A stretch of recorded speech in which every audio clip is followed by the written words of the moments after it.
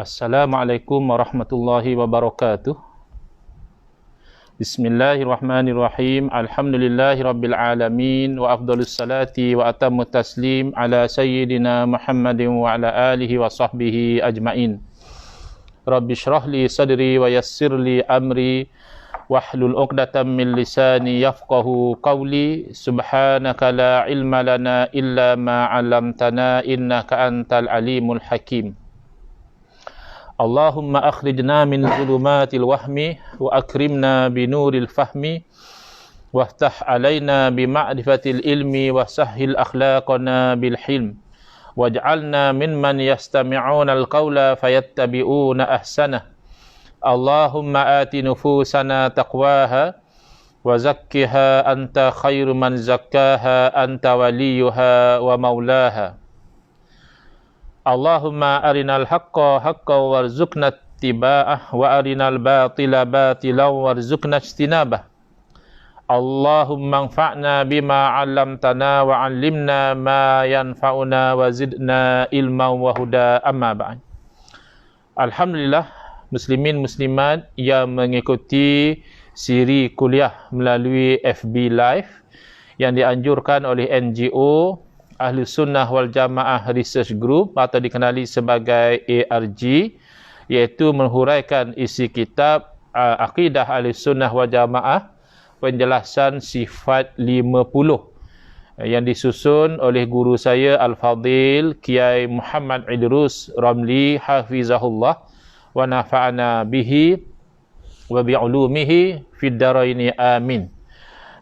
Kita sampai ke muka surat 59, masih lagi dalam rangka untuk melihat dalil-dalil, bukti-bukti yang menunjukkan bahawa golongan umat Islam Al-Asyairah yang mengikut manhaj Al-Imam Abu Hasan Al-Asy'ari dan Al-Maturidiyah yang mengikut manhaj Al-Imam Abu Mansur Al-Maturidi rahmatullahi alaihima, mereka lah yang merupakan Ahlus Sunnah wal Jamaah ataupun Al-Firqatun Najiyah, golongan yang selamat yang diberitahu oleh Nabi SAW apabila berpecah umat baginda kepada 73 pecahan, kulluhum finnar, kesemuanya masuk ke dalam neraka wal'iyadzubillah, illa wahidah, kecuali satu.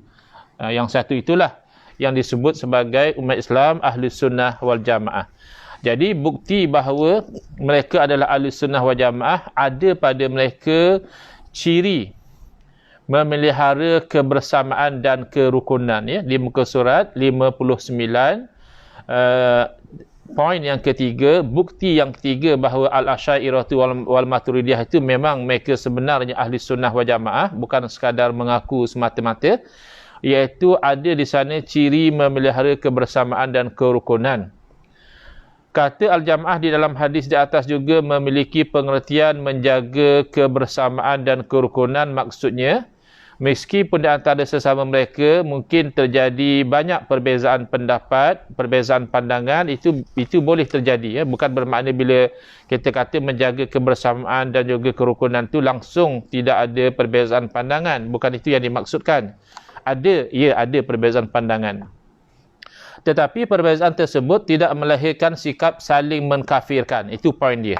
Berbeza pandangan, misalnya kita perhatikan dalam mazhab fiqh yang 4, memang ada perbezaan yang banyak dalam satu-satu isu tu. Mazhab ini kata begini, mazhab satu lagi kata macam lain, ya.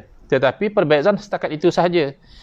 Tidak sampai oleh kerana berbeza pandangan itu sampai saling mengkafirkan atau saling membid'ahkan atau saling menyesatkan atau saling menfasikkan, ya. Ini tidak berlaku kepada Ahli Sunnah wal Jamaah. Dan ini sesuai dengan ayat suci Al-Quran. Allah Ta'ala berfirman dalam suratul An'am, ya, ayat 159, innal ladzina farraqu dinahum wa kanu syi'an lasta minhum fi syai'. Innal ladzina farraqu dinahum wa kanu syi'an lasta minhum fi syai'. Sesungguhnya orang yang memecah belah agamanya. Ini ciri orang yang luar dari Ahli Sunnah wal Jamaah. Dia memecah belahkan agamanya, wa kanu syi'a, dan adalah mereka itu menjadi syiah. Jadi kelompok-kelompok. yang tidak ada sedikit pun tanggungjawabmu kepada mereka. Lasta minhum fi syai'. Allah Subhanahu Wa Taala menafikan bahawa Nabi SAW itu tergolong dengan golongan yang berpecah-pecah ini, tidak. Maka ciri Ahlussunnah wal Jamaah itu dia ada kesatuan, ada kerukunan. Ayat di atas memberikan pengertian bahawa orang-orang yang membuat perpecahan dalam agama dan menciptakan golongan-golongan di mana antara yang satu dan lainnya saling menyesatkan, saling membid'ahkan dan saling mengkafirkan, maka mereka telah meninggalkan jalan yang benar, iaitu jalan yang ditempuh, yang dilalui oleh Rasulullah sallallahu alaihi wasallam. Mereka akan menjadi golongan ahli bid'ah sebagaimana dalam hadis berikut ini, an Umar bin Al-Khattabi wa Abi Hurairah radhiyallahu anhuma anna Nabiy sallallahu alaihi wasallam qala fi qoulihi ta'ala innal ladzina farraqu dinahum wa kanu syi'a, ya, ayat yang dalam surah yang kita bacakan tadi, suratul An'am ayat 159. Apakah yang diterangkan oleh Nabi SAW? Ada kalanya ayat Quran tu Nabi SAW sendiri yang menafsirkan maknanya. Nabi SAW bersabda, ahlul bid'ah wal ahwa'i min hadhil ummah. Jadi yang dikatakan golongan yang memecah belahkan agama mereka dan mereka menjadi berpuak-puak itu adalah golongan ahlul bid'ah dan mengikut hawa nafsu. Jadi ada cubaan daripada golongan Wahabi untuk mereka itu menuduh Al-Asy'ariyah wal Maturidiyah sebagai ahlul bid'ah wal hawa.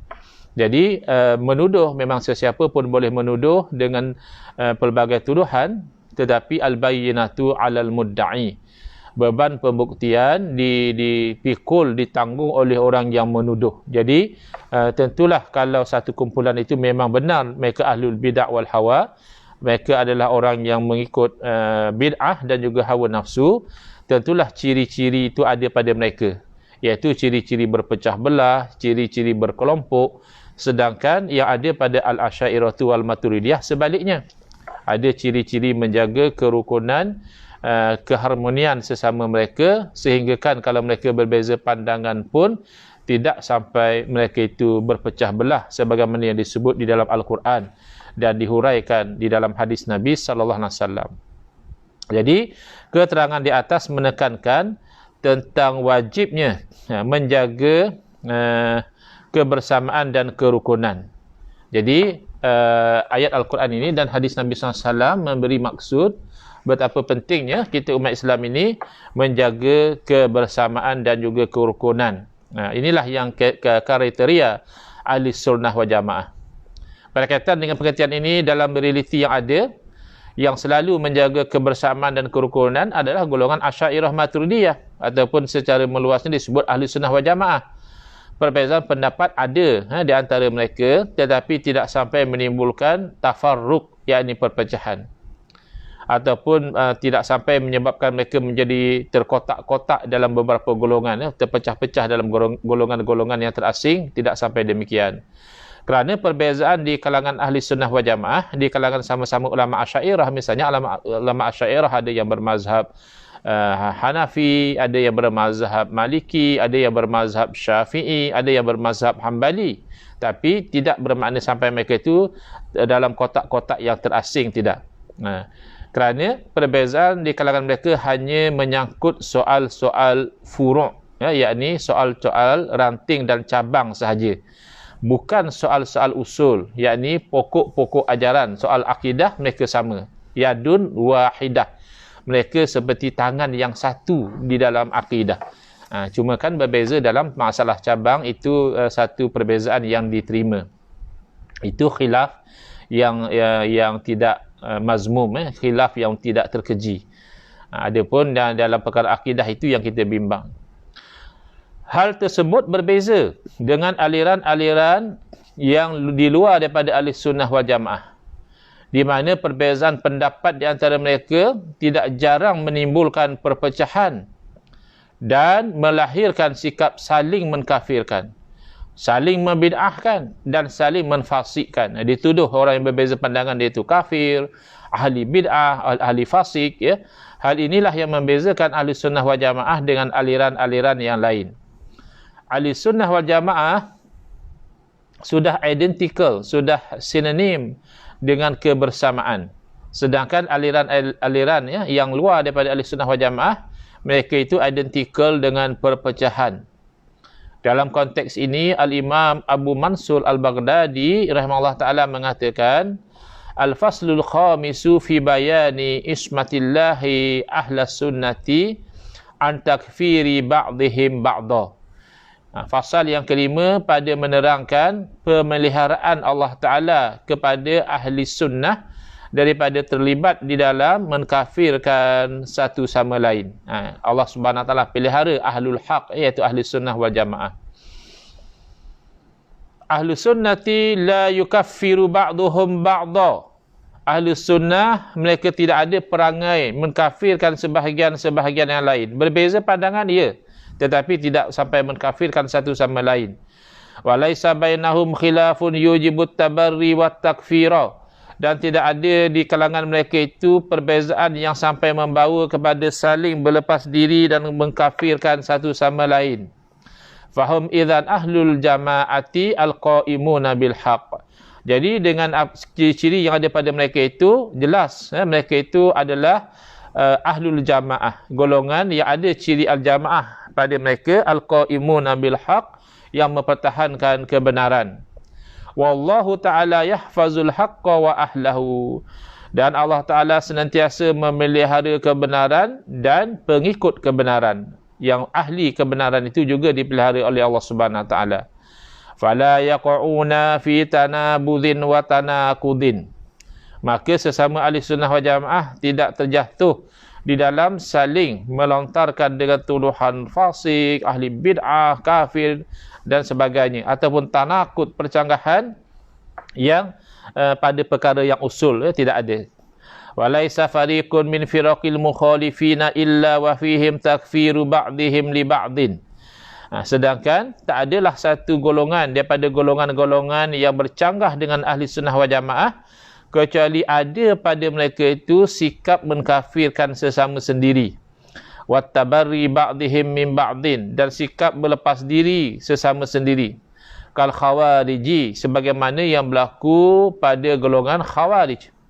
Wa rawafidi, sebagaimana berlaku kepada golongan rafidah, iaitu golongan syiah. Wal qadariyati, dan berlaku juga sikap sebegini pada golongan qadariyah, iaitu golongan yang menafikan takdir Allah Subhanahu Wa Ta'ala. Hatta ijtama'a sab'atun minhum fi majlisin wahidin, sehingga pernah berlaku, ya, 7 orang daripada golongan khawarij ini, mereka duduk bersama-sama dalam satu majlis. Faftaraku an takfiri ba'dihim ba'da. Tapi bila mereka bersurai daripada majlis, dalam keadaan sebahagian itu menganggap sebahagian yang lain itu sudah kafir. Bayangkan, bukan ramai. Bukan sampai 700 orang, bukan sampai 7,000 orang, hanya 7 orang saja yang berbeza pandangan. Ketika mereka duduk dalam satu majlis, mereka berbeza pandangan, mereka berpisah tu dalam keadaan mereka menganggap temannya itu kafir. Na'udzubillah. Wa kanu bimanzilatil yahudi wan nasara hina kaffara ba'dhum ba'dha. Jadi golongan ini, golongan yang luar daripada ahli sunnah wal jamaah ini, sikap mereka itu sama seperti sikap orang Yahudi dan orang Nasara, ketika mana orang Yahudi dan Nasara juga ada sikap kafir, mengkafirkan sesama mereka.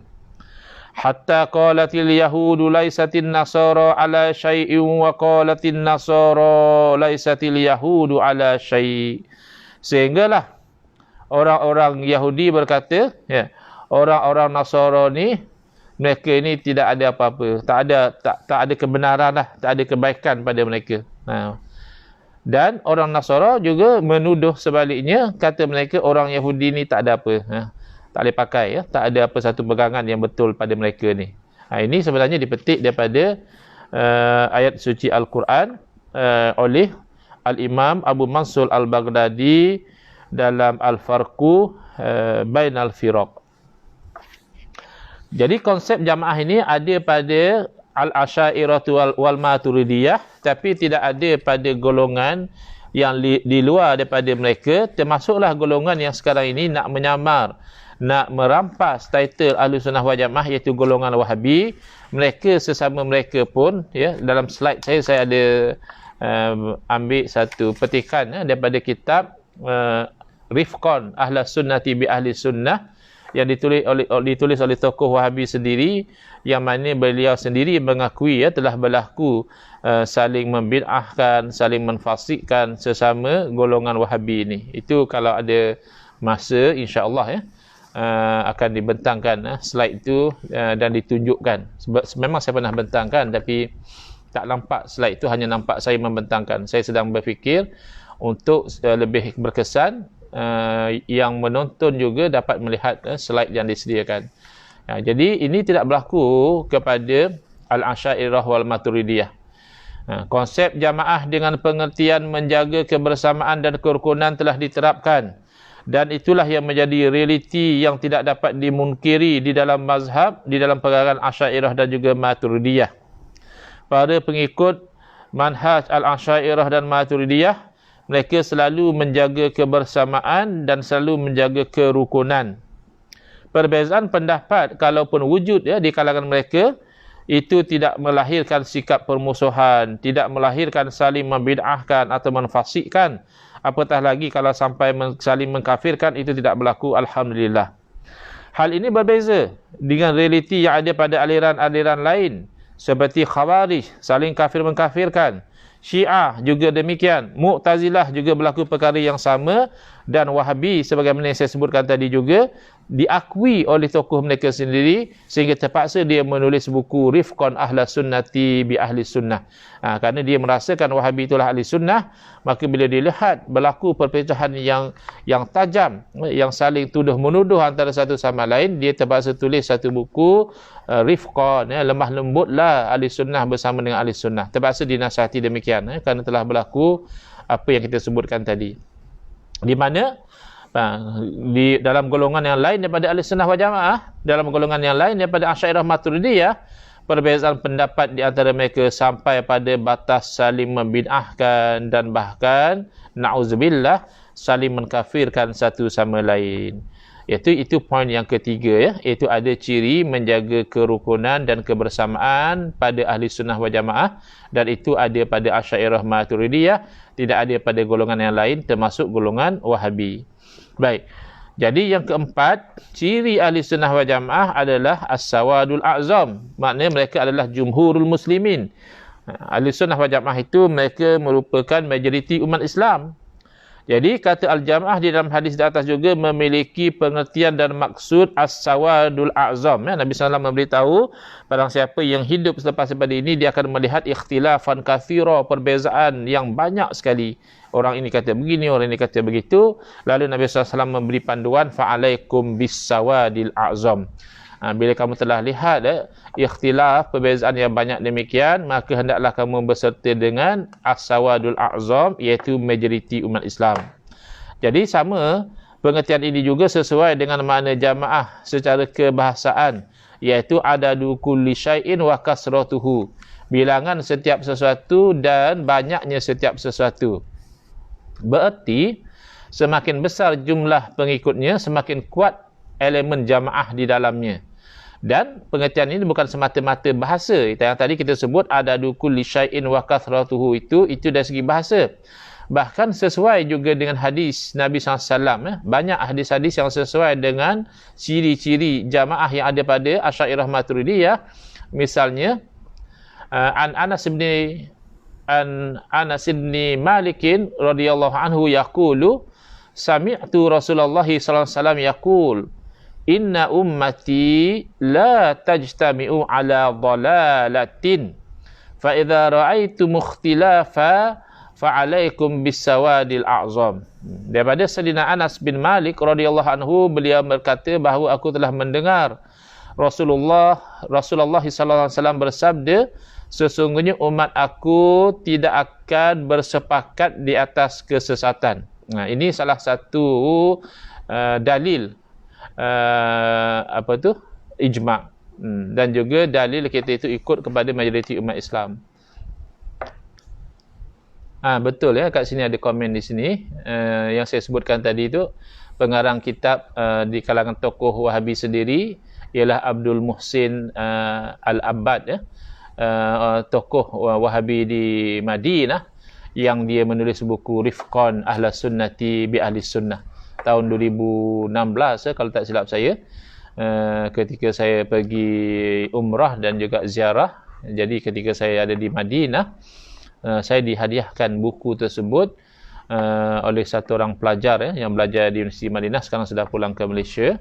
Dia walaupun ada perbezaan pandangan saya dengan dia dalam isu-isu yang berkaitan dengan beza antara Ahlussunnah wal Jamaah dan juga Wahabi ini, tapi alhamdulillah bagus budaknya tu datang, dibagikan hadiah minyak wangi kepada saya dan juga hadiah buku. Jadi salah satu buku yang dihadiahkan tu adalah buku yang saya sebutkan tadi, yang ditulis oleh Abdul Muhsin Al-Abbad, tokoh ulama Wahabi sendiri, yang mencatatkan memang berlaku dah yang kita sebutkan takfir atau tabdi' sesama tokoh-tokoh Wahabi.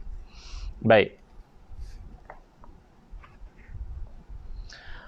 Kembali kepada hadis tadi, daripada Sayyidina Anas bin Malik radhiyallahu anhu, beliau berkata, aku telah mendengar bahawa Nabi SAW bersabda, sesungguhnya umat aku tidak akan berhimpun di atas kesesatan.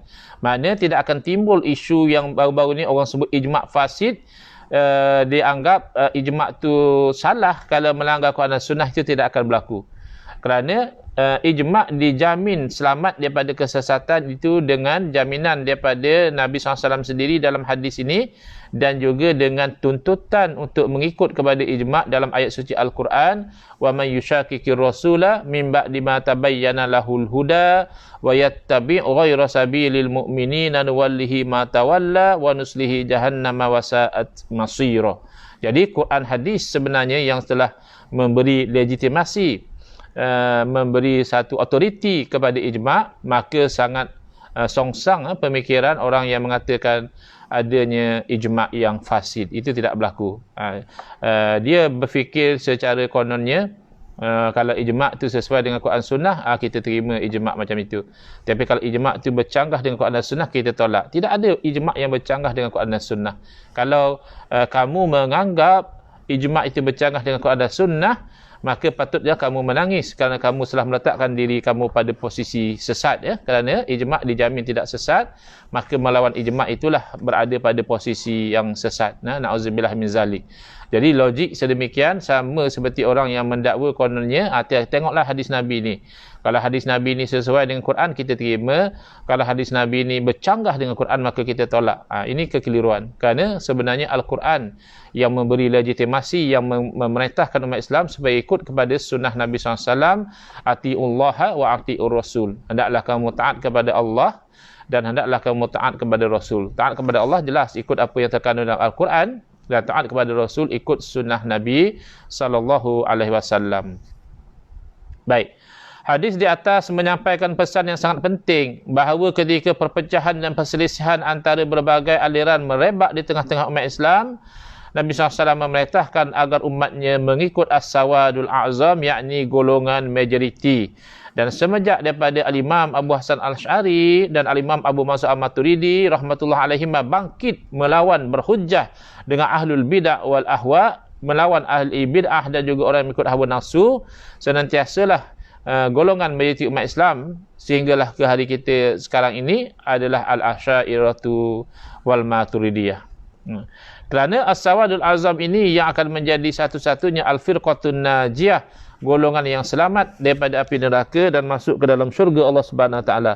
Sedangkan kelompok-kelompok minoriti akan menjadi Al-Firqul Halikah, golongan-golongan yang binasa. Dalam konteks ini, Syekh Abdul Ghani Al-Mujaddidi Ad-Dahlawi, seorang ulama ahli hadis dan fiqh bermazhab Hanafi dari India, ketika mengkomentarikan hadis As-Sawadul Azam tersebut berkata, qauluhu sallallahu alaihi wasallam fa'alaikum bisawadil azam ay jumlatin nasi wa mu'zamihim alladhina yajtami'una ala ta'atis sultani wa sulukin nahjil mustaqimi kadza fil majma'i fa hadzal haditsu mi'yarun 'azimun li ahli sunnati wal jama'ati.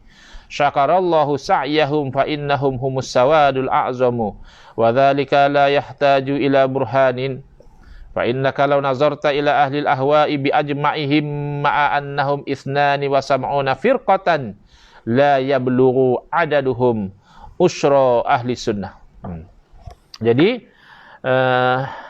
Syekh Abdul Ghani Al-Mujaddidi Ad-Dahlawi ketika beliau mensyarahkan hadis Sawadul Azam yang kita bacakan sebentar tadi, beliau berkata, qauluhu sallallahu alaihi wasallam, sabda baginda sallallahu alaihi wasallam, fa'alaikum bis sawadil a'zam, maka wajiblah kamu itu bersama-sama dengan majoriti umat Islam. Ai jumlatin nasi wa mu'zamihim, iaitu bersama dengan majoriti umat Islam dan kebanyakan daripada mereka. Yang mana ni? Alladzina yajtami'una ala ta'atis sultan, iaitu golongan umat Islam yang bersepakat mematuhi pemerintah. Nah, itu salah satu lagi ciri ahli sunnah wal jamaah. Mereka walaupun menolak kezaliman yang dilakukan oleh pemerintah, tapi mereka tidak sampai keluar dari ketaatan. Berarti mereka tidak sampai mengangkat senjata, memberontak, cuba menggulingkan pemerintah Islam, tidak. Kerana bercanggah dengan panduan daripada Nabi SAW, bila mana Nabi SAW memberitahu akan datang, akan ada umara, pemerintah-pemerintah, qulubuhum qulubus syayatin. Hati umara ini, hati pemerintah-pemerintah ini adalah hati umpama hati syaitan. Maknanya kita umat Islam ni akan diuji oleh pemerintah yang buruk perangai mereka, buruk hati mereka seperti hati syaitan. Tetapi apabila ditanya oleh sahabat baginda Sayyiduna Huzaifah Al-Yamani radhiyallahu anhu, apa yang Rasulullah SAW suruh saya lakukan bila saya mendapati zaman yang umaraknya, pemerintahnya itu berhati syaitan, apa yang baginda suruh saya lakukan? Nabi SAW menjawab, as-sam'u wa ta'ah, hendaklah kamu dengar dan hendaklah kamu taat. Dalam riwayat, wa in duriba zahruka wa ukhidha maluka, dalam riwayat disebutkan, walaupun dipukul belakang kamu dan dirampas harta kamu, hendaklah kamu dengar dan kamu taat. Jadi dengar dan taat kepada pemerintah umat Islam ini adalah perintah daripada Nabi SAW, bermakna kita dalam masa yang sama taat kepada Nabi SAW. Bukan kalau ditakdirkan pemerintah itu zalim, kita taat dan patuh kepada mereka bukan kerana redha dengan kezaliman mereka, tidak. Wajib kalau kita mampu, kita mencegah, menegur mereka. Tetapi kerana kalau bangkit melawan pemerintah itu akan membawa mudarat yang besar. Jadi ahli sunnah wal jamaah mereka sepakat patuh kepada pemerintah, cuma tidak sampailah kepatuhan kepada pemerintah atau kepada makhluk ini sehingga melakukan maksiat kepada Allah Ta'ala, itu tidak sampai demikian. Tapi dalam perkara-perkara yang biasa, contohnya macam PKP ni. PKP ni kan arahan pemerintah. Kalau ikut asalnya kita ada hak untuk bergerak ke sana kemari. Tapi oleh kerana pemerintah telah mengeluarkan perintah tadi, perintah kawalan pergerakan, maka kalau ciri-ciri ahli-sunnah wal jamaah, kita tidak melawan. Walaupun kita mungkin rasa tertekan, kita nak buat kerjaan kita susah, kita nak berniaga tersekat, tapi ciri kita adalah patuh kepada arahan pemerintah yang tidak berbentuk arahan melakukan maksiat. La ta'ata li makhluqin fi maksiatil khaliq. Tidak ada ketaatan kepada makhluk kalau sampai untuk melakukan kemaksiatan kepada khaliq, kepada Allah Subhanahu Wa Taala. Tapi lain daripada itu, kita taat kepada pemerintah dan wasulukin nahjil mustaqim, dan bersepakat untuk menjalani jalan yang lurus. Kadza fil majma'i, demikianlah keterangan dalam kitab Al-Majma'. Fahadzal haditsu mi'yarun azimun, maka hadis ini menjadi barometer yang agung, ataupun kayu ukur yang sangat besar li ahli sunnati wal jamaah. Jadi kalau Wahabi mengaku ahli sunnah wal jamaah, kita kata minta maaf, ciri yang sepatutnya ada pada ahli sunnah wal jamaah tidak ada pada kamu, kerana kamu yang pertama tidak taat kepada sultan, Golongan inilah yang mengangkat senjata di zaman khilafah Utsmaniyah, berperang sehingga terpaksa khalifah pada masa itu menghantar satu ketumbukan tentera daripada Mesir untuk menawan semula dua tanah suci, dua tanah haram, yang pada kurun ke-18 Masihi dirampas oleh pemberontak Wahabi. Jadi ciri-ciri ini tidak ada pada kamu. Syakarallahu sa'yahum, moga Allah membalas baik usaha-usaha mereka, fa innahum humus sawadul a'zam, kerana sesungguhnya ahli sunnah wal jamaah inilah yang merupakan majoriti umat Islam. Wa dzalika la yahtaju ila burhan. Hakikat bahawa ahli sunnah wal jamaah ini merupakan as-sawadul azam itu tak perlu kepada pembuktian. Kenapa? Benda itu dah obvious. Kalau dalam istilah undang-undang, saya pun tak reti nak sebut bahasa Latin, saya masih ingatlah kurang lebih bunyinya res ipsa liquito. Benda itu tak perlu pada pembuktian, ya, dah obvious. Contohlah, ya, kalau misalnya kita tinggalkan rumah kita dalam keadaan berkunci, bermangga, untuk kita ada urusan, kita balik, kita dapati pintu terbuka, mangga terkopak dan barang-barang berselerak. Tak perlu pada pembuktian lah, kita tahu pasti ada orang pecah masuk rumah kita. Sebab benda itu sendiri sudah bercakap tentang apa yang berlaku. Jadi realiti telah bercakap bahawa Al-Asy'ariyah wal Maturidiyah adalah majoriti umat Islam. Kerana apa? Kerana kalau kita rujuk kepada yang lain daripada Asy'ariyah Maturidiyah, yang daripada kalangan ahli ahwa yang mengikut hawa nafsu mereka, kumpul semualah.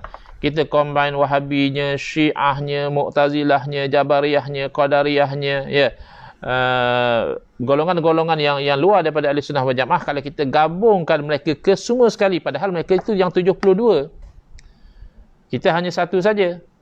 Tetapi la yablughu adaduhum usyra ahli sunnah, tak sampai pun bilangan mereka dikumpul 70 bilangan tadi dikumpulkan, tidak sampai pun 1/10 daripada bilangan yang mengikut manhaj Asy'ariyah dan juga Maturidiyah.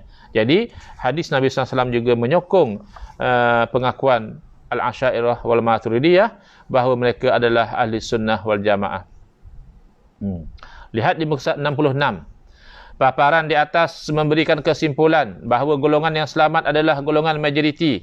Pengertian ini sesuai dengan mazhab, manhaj Al-Asy'ari dan juga Al-Maturidi, kerana dalam realiti yang ada, pegangan inilah yang diikuti oleh majoriti kaum muslimin di dunia dari dahulu hinggalah kini. Di samping itu, cuma kadang-kadang golongan seperti Wahabi, Syiah ini, mereka adalah the vocal minority. Mereka walaupun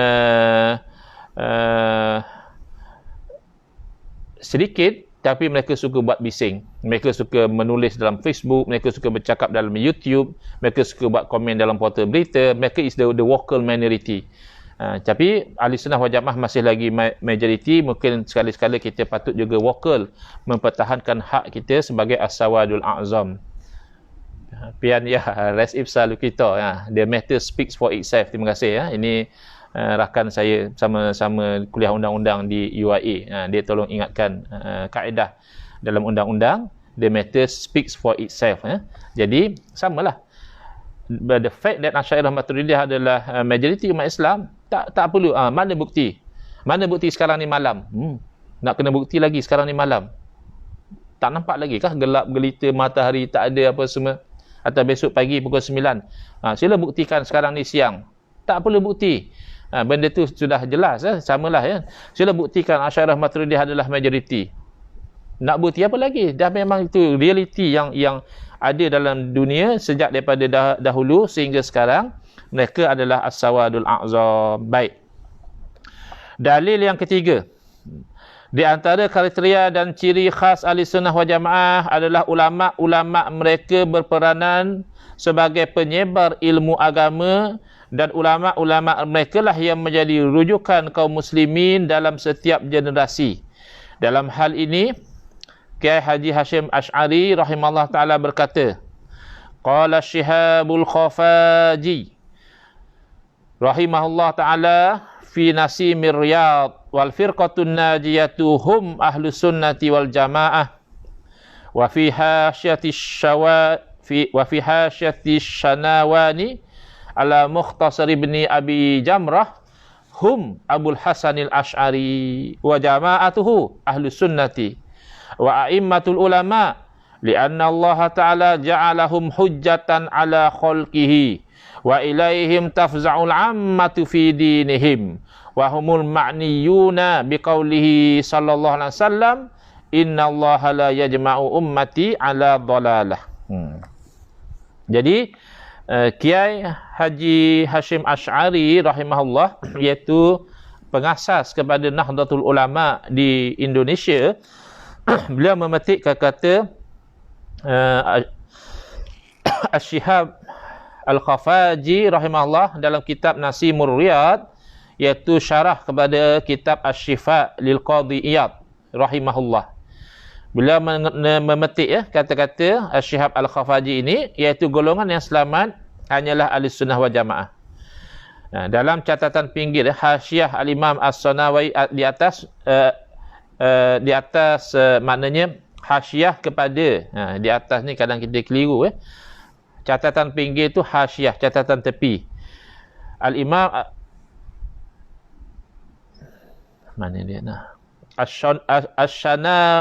Asy-Syanawani, Al-Imam Asy-Syanawani membuat catatan tepi pada Mukhtasar Ibn Abi Jamrah, menyebut terdapat keterangan mereka Ahlussunnah wal Jamaah adalah Al-Imam Abu Hasan Al-Asy'ari, sebab Al-Imam Abu Hasan Al-Asy'ari dan para pengikutnya itulah yang merupakan pemimpin kepada para ulama. Wahabi dalam keadaan dia itu menolak Asy'ariyah Maturidiyah, dia dalam ilmu terpaksa ikut kepada Imam An-Nawawi Asy'ariyah, Imam Abu Ibn Hajar Asqalani Asy'ariyah. Bahkan dalam bab bid'ah, Wahabi suka berpegang dengan pendapat-pendapat Al-Imam Asy-Syatibi Al-Maliki. Imam Syatibi dalam mazhab Maliki akidahnya Asy'ari. Jadi agak kelakar orang Wahabi ni. Dia menuduh Asy'ariyah ni ahli bid'ah dalam akidah, sedang kita yakin ahli bid'ah dalam akidah ni sesat. Dia tak sama dengan bid'ah dalam amalan. Kerana bid'ah dalam amalan boleh jadi selari dengan syarak, maka itu tidak haram, dan boleh jadi dianya bercanggah dengan syarak. Tetapi kalau bid'ah dalam akidah pasti bercanggah, kerana bid'ah makna benda baru. Bid'ah dalam akidah makna akidah seseorang tidak sama dengan akidah Nabi SAW, mana boleh jadi hasanah. Kalau akidah dia sama seperti Nabi SAW, itu tidak dinamakan bid'ah, kerana bid'ah ni benda baru. Jadi bid'ah dalam akidah itu memang sayyi'ah. Jadi lucunya dia menolak pegangan sekian ramai ulama-ulama yang lain seperti Imam Syafi'i, Izzuddin bin Abdul Salam, Imam Nawawi, Imam Ghazali, boleh kata hampir semua ulama lain yang menerima pembahagian bid'ah kepada hasanah dan sayyi'ah ini, semata-mata kononnya berpegang dengan pegangan Imam Syatibi rahimahullah ta'ala, dan sedangkan Imam Syatibi dari segi akidah dituduh sebagai ahli bid'ah oleh Wahabi. Jadi ambil kayu ukur bid'ah daripada ahli bid'ah pada dia lah. Pada kita Asy'ariyah wal Maturidiyah bukan ahlul bid'ah, tetapi ahlus sunnah wal jamaah. Kerana Allah menjadikan mereka ni, Imam Hasan Asy'ari dan pengikutnya, sebagai pemimpin para ulama. Jangan nak menipu tokoh-tokoh Wahabi yang hidup di zaman kita ni, nak buat forum polemik akidah antara golongan Asy'ariyah dan Ahlul Hadis. Itu penipuan, tajuk sudah menipu, belum isi lagi. Apa yang nak dipolemik akidah antara Asy'ariyah dengan Ahlul Hadis? 90% of Ahlul Hadis adalah Asy'ariyah. Jadi kamu cuba menipu orang awam supaya orang awam menyangkakan kamu itulah Ahlul Hadis, dan bila kamu bercanggah dengan Asy'ariyah, maka seolah-olahnya Ahlul Hadis dengan Asy'ariyah ni tak seia sekata dalam bab akidah.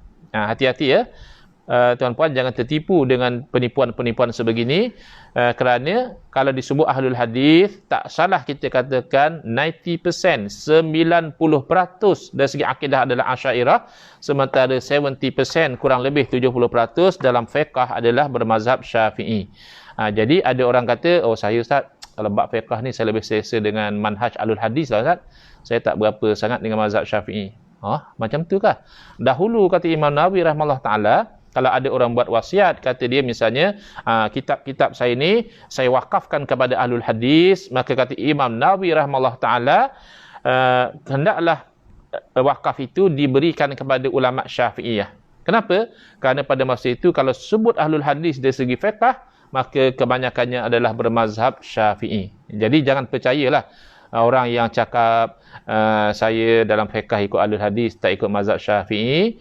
Itu sebenarnya dia nak mengatakan, nak menyamar kononnya Wahabi itulah Ahlul Hadis, lalu dia nak lawan mazhab Syafi'i. Ini semua bentuk-bentuk pembohongan. Tapi ada juga orang yang tertipu, na'udzubillah, kerana terpesona dengan slogan-slogan yang batil ini. Penjelasan Kiai Haji Hashim Al-Ash'ari rahimahullah tersebut sesuai dengan hadis sahih berikut. Jadi kot-kotlah, kadang Wahabi suka cakap macam tu. Alah, itu hanya cakap ulama' je. Yalah, cakap ulama' pun kan cakap pewaris Nabi. Jadi kalau kamu pun, kalau kamu kata kamu bercakap ikut Nabi pun, hanya cakap kamu saja. Kamu yang mendakwa kamu ikut Nabi. Belum tentu kefahaman kamu terhadap sabda Nabi itu betul. Tapi apa yang disebut oleh ulama' ni sesuai dengan hadis Nabi SAW. An Ibrahim Al-Uzri radhiyallahu anhu qala Rasulullah SAW yahmilu hadzal ilma min kulli khalafin uduluhu yanfauna anhu tahrifal ghalina wa intihalal mubtilina wa ta'wilal jahilin. Daripada Ibrahim Al-Uzri radhiyallahu anhu, beliau memberitahu bahawa Rasulullah SAW bersabda, ilmu agama ini akan disebarkan oleh orang-orang yang terbaik dalam setiap generasi. Mereka akan membersihkan ilmu agama ini daripada penyelewengan, pemalsuan kelompok yang ekstrim dan kebohongan mereka yang bermaksud jahat dan penafsiran oleh mereka yang bodoh. Jadi kalau kita lihat daripada satu generasi ke satu generasi yang melakukan pekerjaan membawa ilmu ini, menerangkan kepada masyarakat kebenaran, tidak lain dan tidak bukan adalah ulama-ulama Asy'ariyah. Adapun tokoh-tokoh Wahabi, dia lebih kepada nak membid'ahkan umat Islam, nak mensyirikkan umat Islam, nak mengkafirkan orang Islam, bukan menyelesaikan masalah-masalah keilmuan sebagaimana yang dilakukan oleh ulama-ulama Asy'ariyah. Jadi hati-hati. Bahkan tokoh-tokoh Wahabi juga, kalau yang jenis mengaji, yang jenis ada ilmu, pasti tak dapat tidak mereka juga akan merujuk kepada ulama-ulama Asy'ariyah di dalam pengambilan ilmu mereka, baik ilmu tafsirkah, baik ilmu hadiskah, baik ilmu bahasakah, baik ilmu sejarahkah, baik ilmu apa sekalipun dalam ilmu Islam ini, insya-Allah tidak akan terlepas daripada tangan ulama-ulama Asy'ariyah sesuai dengan hadis ini, menanggung, memikul, membawa, menyampaikan ilmu ini daripada setiap generasi. Itulah yang terbaik, yang mana mereka itu akan menolak penyelewengan orang-orang yang melampau, yang ekstrim, seperti golongan Wahabi misalnya. Selalu orang marah, ustaz ni asyik sebut Wahabi. Nampak macam mana dah buku ni memang nak menolak kekeliruan Wahabi. Sama juga yang saya live pagi-pagi dalam sekitar 10.30 pagi itu, apa ustaz ni tak boleh ke tak sebut Wahabi? Positiflah sedikit. Dan nak macam mana tak sebut Wahabi? Kitab kita itu nak menerangkan bahawa penziarah kubur bukannya penyembah kubur. Yang duk tuduh orang ziarah kubur, penyembah kubur tu siapa? Wahabi lah. Habis kalau tak sebut Wahabi macam mana? Bolehlah nak sebut ada segolongan umat Islam, macam itu bolehlah. Tapi sebut Wahabi pun sebenarnya tidaklah negatif. Bagi orang yang menganggap Wahabi itu bagus, sepatutnya dia taklah sensitif. Kalau macam kita lah, kalau macam saya menganggap mazhab Asy'ari ni betul, Ahlussunnah wal Jamaah. Saya tak terkilan kalau orang kata ustazku tu dia Asy'ari. Alhamdulillah, syukur. Kalau saya dari segi fiqh, saya bukannya alim 4 mazhab, saya belajar mazhab Syafi'i, itu pun masih sangkut-sangkut lagi. Ada yang belum belajar, ada yang belum faham. Tapi kalau orang kata ustazku tu dia Syafi'i, fiqh dia Syafi'i, alhamdulillah, syukur. Tak marah kita. Tapi orang ni kalau kita kata ajaran Wahabi tak betul, dia bangkang, Wahabi bagus, Wahabi ni pejuang tauhid, Wahabi ni penolak bid'ah. Kau Wahabi, jangan mudah-mudah tuduh orang. Positiflah sikit. La ilaha illallah. Positiflah tu. Engkau yang mengatakan Wahabi bagus. Tapi bila orang kata kau Wahabi, kau marah. Seolah-olah kau sendiri pun subconsciously, engkau pun tahu Wahabi itu tak bagus. Itu antara benda-benda pelik yang saya jumpa lah. Antara yang saya jumpa lagi pelik adalah ada tokoh-tokoh di Malaysia ni yang setahu saya tak pernah mengaku Wahabi. Tak pernah mengaku Wahabi lah. Tapi asal naik nama Wahabi je, orang akan kaitkan dengan dia. Misalnya ceramah saya baru ni saya ceritakan macam mana kita faham kalau golongan Wahabi ni dia mengatakan Wahabi sesat. kita nampak dia tu dah Wahabi lah, tapi dia pula kata Wahabi sesat. Kita nak kena faham tu, dia ada penipuan di situ. Jadi bila saya terangkan, tiba-tiba dalam ruangan komen, naiklah orang komen, ni tokoh ni, doktor ni, mereka ceramah bagus. Kita cerita Wahabi. Orang ni tak pernah mengaku Wahabi. Kamu pula penyokong Wahabi. Dalam keadaan kamu menyokong Wahabi, kamu sendiri menaikkan tokoh-tokoh ini. Bila isu Wahabi dinaikkan, seolah-olah subconsciously, walaupun tuan punya diri menafikan dia berfahaman Wahabi, tapi penyokong Wahabi sendiri menganggap tokoh-tokoh ini sebagai Wahabi. Jadi no point lah kata jangan mudah-mudah tuduh orang Wahabi dan sebagainya, kerana kamu sendiri dianggap Wahabi oleh penyokong Wahabi. Ini masalah bila nak berpura-pura, nak bertaqiyah, pasti akan timbul juga wajah yang sebenar itu. Sampai mana nak berpura-pura? Paling-paling kalau tidak ditonjolkan oleh diri kamu sendiri, ditonjolkan oleh penyokong-penyokong kamu. Penyokong Wahabi naikkan nama kamu. Jadi akhirnya terdedahlah. Sebab Wahabi tidak akan menyokong selain daripada mereka. Maka mereka hinakan, mereka buat character assassination dan sebagainya. Jadi jelas ya. Hadis di atas memberikan penjelasan bahawa ajaran agama Islam ini akan disebarkan dari generasi ke generasi oleh golongan yang terbaik yang selalu berperanan memelihara keaslian dan kemurnian agama dengan cara membersihkan ajaran agama dari noda pemalsuan kelompok yang ekstrim, sebagaimana kelompok yang menuduh orang yang ziarah kubur sebagai penyembah kubur. Kebohongan kelompok yang bermaksud jahat, dia bawa hadis-hadis Nabi yang sahih tapi diselewengkan maknanya. Hadis-hadis yang sepatutnya menceritakan tentang orang kafir, ayat Quran cerita tentang orang kafir, dia bawa hadis sahih, ayat Quran, tapi dia pakai secara tidak betul ayat tersebut ke atas orang Islam. Ini mengikut sahabat Nabi Sayyidina Abdullah bin Umar radhiyallahu anhu adalah ciri-ciri golongan Khawarij.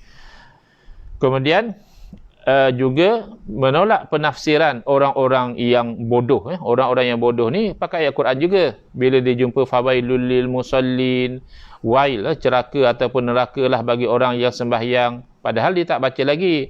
Alladzina hum an salatihim sahun, orang yang lalai dari sembahyang. Maknanya dia sepatutnya ahli sembahyang, tapi dia lalai dari sembahyang, dia tak sembahyang, sibuk dengan urusan dunia dan sebagainya.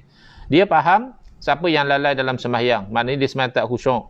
Jadi dia kata, kalau dah begitu, baik aku jangan sembahyang. Sebab kalau aku sembahyang pun tak khusyuk, nanti aku akan termasuk dalam golongan yang celaka. Ini adalah tafsiran orang yang bodoh. Sama jugalah orang yang mengatakan kullu bid'atin dhalalah, itu maknanya semua bid'ah sesat. Sebab Nabi dah kata kullu, takkanlah kita lebih pandai pada Nabi. Tapi boleh pula kata dia maulid okey, sebab maulid dia suka. Kalau dah kata kullu, tak adalah lagi yang okey. Guna telefon buat live pun tak okey. Itu bid'ah dunia. Maknanya kalau kamu kata bid'ah dunia okey, maknanya kamu dah setuju kullu bid'atin dhalalah, tidak makna semua. Kamu dah mengeluarkan daripada kullu itu bid'ah dunia. Kamu hanya mengkhususkan pada bid'ah agama. Maknanya kullu tak makna semualah, tapi bodoh. Bila bodoh ni, terpaksalah ahli sunnah wal jamaah datang menerangkan supaya orang-orang Islam terselamat daripada tafsiran-tafsiran orang yang bodoh sebegini. Hadis tersebut memberikan pengertian, jangan marah ya. Ini hadis Nabi. Apa ustaz ni cakap bodoh-bodoh? Bodoh tu bahasa Melayu, bahasa Arabnya ta'wilal jahilin, penafsiran orang-orang yang bodoh. Kalau nak bagi sedap sikit boleh juga penafsiran orang-orang yang jahil. Bunyi lembut sikitlah ni daging babi ke? Apa babi? Bukan daging babi Syekh, daging khinzir. Macam tu. Daging khinzir, ingatkan daging babi. Macam tu lah. Tafsir orang yang jahil, ingatkan tafsir orang yang bodoh. Jadi yang sensitif sangat bodoh itu hanya terjemahan daripada hadis Nabi SAW, yang kalau dalam bahasa Arabnya disebut jahil. Jahilin plural, jamak kepada orang yang jahil. Pertanyaan sekarang, di antara sekian aliran yang ada, golongan manakah yang para ulama'nya berperanan menyebar ilmu agama dan menjaga kemurnian tu? Siapa? Yang ciri-ciri dalam hadisnya ada pada siapa? Jawapan terhadap pertanyaan tersebut, siapa yang ada ciri-ciri yang disebutkan oleh Nabi SAW dalam hadis ini, adalah golongan Asy'ariyah dan juga Maturidiyah. Al-Hafiz Ibn Asakir radhiyallahu anhu rahimahullah berkata, insya-Allah kita akan sambung besok, bermula dengan memetik kalam Al-Hafiz Ibn Asakir tentang ciri-ciri yang ada pada golongan ahli sunnah wal jamaah itu, bila kita kenakan dengan realiti, memang kita yakin tidak ragu-ragu ciri-ciri itu ada pada golongan al-Asy'ariyah wal Maturidiyah. Wallahu subhanahu wa ta'ala a'lam. Kalau jumpa ular dengan Wahabi, pukul Wahabi dulu. Ular kemudian jangan dipukul Wahabi ni. Dia masih saudara seagama kita. Cuma dia keliru dalam beberapa bab. Kalau kita pukul dia, nanti polis tangkap. Nampak tak cantik lah ya. Jangan pukul Wahabi. Kita cuma pukul dengan hujah, dengan dalil. Mungkin lama-lama dipukul dengan hujah dan dalil, mahu terbuka fikiran dia.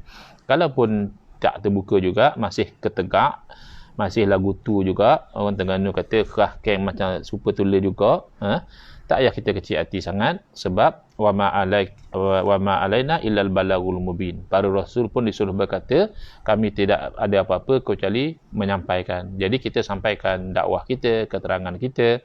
Kalau saudara-saudara kita yang berfahaman Wahabi masih berkeras juga, nak buat macam mana? Sebab hidayah itu di tangan Allah. Jadi selain daripada kita berdakwah kepada mereka, kita juga mendoakan hidayah daripada Allah Subhanahu Wa Taala kepada kita dan juga kepada mereka. Hadza wabillahi taufiq wal hidayah. Wassalamualaikum warahmatullahi wabarakatuh. Bismillahirrahmanirrahim. Alhamdulillahirabbil alamin, wassalatu wassalamu ala sayidina Muhammadin wa ala alihi washabbihi ajmain. Allahumma shrah sudurana wa ahsin akhlaqana wa azim ujurana wa nawwir qulubana bi nuri hidayatika kama tarada bi nuri syamsika abadan abada bi rahmatika ya arhamar rahimin. Walhamdulillahil alamin. Amin ya rabbal alamin wal afu minkum.